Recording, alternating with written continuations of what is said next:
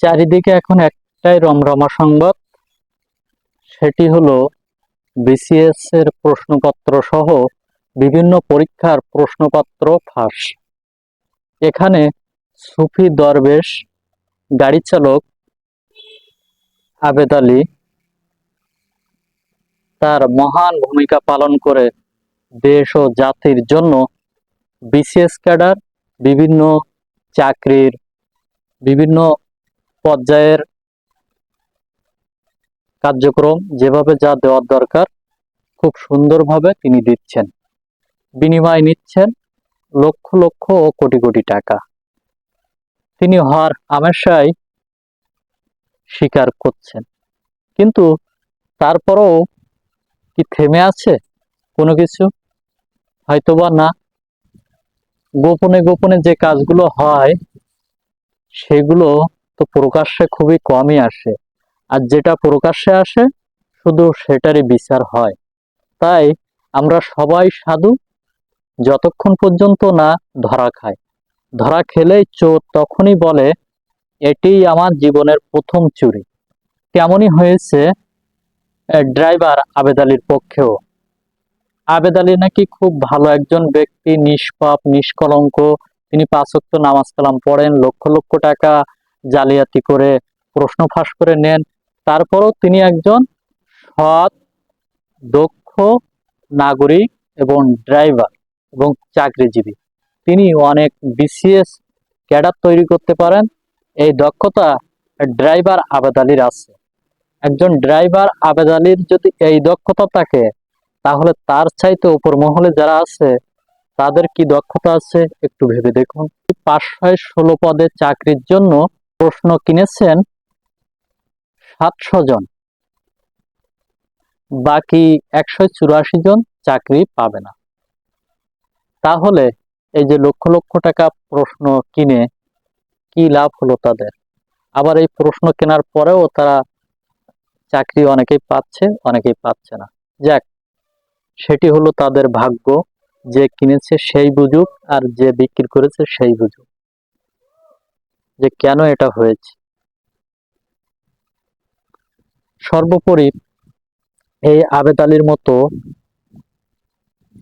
কত আবেদ আলী আনাচে কানাচে পড়ে আছে, সেটি আমরা কখনোই জানতে পারি না। তখনই জানতে পারি যখন মিডিয়ার মাধ্যমে আসে, প্রকাশ পায়, তখনই নাকি এই ধরনের আবেদ আলীর উদ্ভট বোঝা যায়। তাই সর্বোপরি একটা কথাই বলতে চাই, যেখানে বিসিএস এর মতো প্রশ্ন ফাঁস হয়, সেখানে বাংলাদেশের সুশিক্ষার জাতির মেরুদণ্ড এটা কি থাকছে না উঠে যাচ্ছে? 33 থেকে 46তম বিসিএস এর মধ্যে বিভিন্ন সময় প্রশ্ন ফাঁস হয়েছে, এটা এখন স্পষ্টভাবে বোঝা যাচ্ছে। কারণ আবেদ আলী একাই 100, সে চাইলে বিসিএস ক্যাডার তৈরি করতে পারে তুড়ির মধ্যে। তাই ড্রাইভার আবেদ আলী যদি এত কিছুই পারে, তাহলে ড্রাইভারের ক্ষমতা যদি এটা থাকে, তাহলে তার মালিকের ক্ষমতাটা কতটুকু এটাও একটু বোঝা দরকার।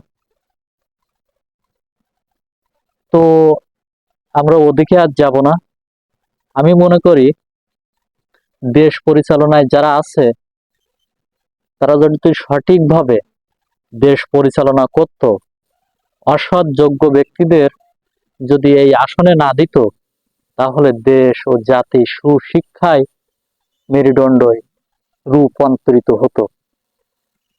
তাই এখন যদি বলা হয় কোটা সংস্কার নয়, দেশের সংস্কার দরকার, তাহলে তো হ্যান্ডকাপ দেওয়া দরকার। কেন দরকার? যে রাজনীতি করছে, এ বেশি বোঝে, তো এদিকে যেতে চায় না, কারণ এই হ্যান্ডকাপ এর ভিতরে নাই। তো যেটা সত্য সেটা তো বলতে হবে। এই 24 সালটা যেন খুব আনন্দের এবং দুর্নীতিবাজদের মুখোশ উন্মোচন করার সাল। কেন জানেন? এখানে বেনজির সাহেবের মতো কোটি কোটি টাকা আত্মসাৎকারী সহ অসংখ্য বেনজিনের মতো মাগুর মাছ, পোনা মাছ, পুঁটি মাছের রূপ বাইর হয়ে আসছে। তাই যত দ্রুত সম্ভব বাংলাদেশের আইন অনুযায়ী এদেরকে বিচার করা হোক এবং আইনের সুশাসন প্রতিষ্ঠা করা হোক, যাতে করে আর কোনো চক্র প্রশ্ন ফাঁস করতে সাহস না পায়। এখানে হাজার হাজার সুশিক্ষার ছাত্রছাত্রীরা মাস্টার্স পাশ করে, অনার্স মাস্টার্স পাশ করে উচ্চ ডিগ্রির জন্য সরকারি উচ্চ পদে চাকরি করার জন্য বিসিএস পরীক্ষা দেয়। সেখানে কিছু অসৎ চরিত্র ব্যক্তি যদি টাকার বিনিময় প্রশ্ন ফাঁস করে বা বিসিএস ক্যাডার তৈরি করতে পারে, তাহলে দেশে সুশাসন বা সঠিকভাবে সঠিক পরীক্ষার মান যাচাই কিভাবে হবে? আল্লাহ তাআলা ছাড় দেয় কিন্তু ছেড়ে দেয় না। তাই দিন থাকতে তওবা করে ফিরে আসুন।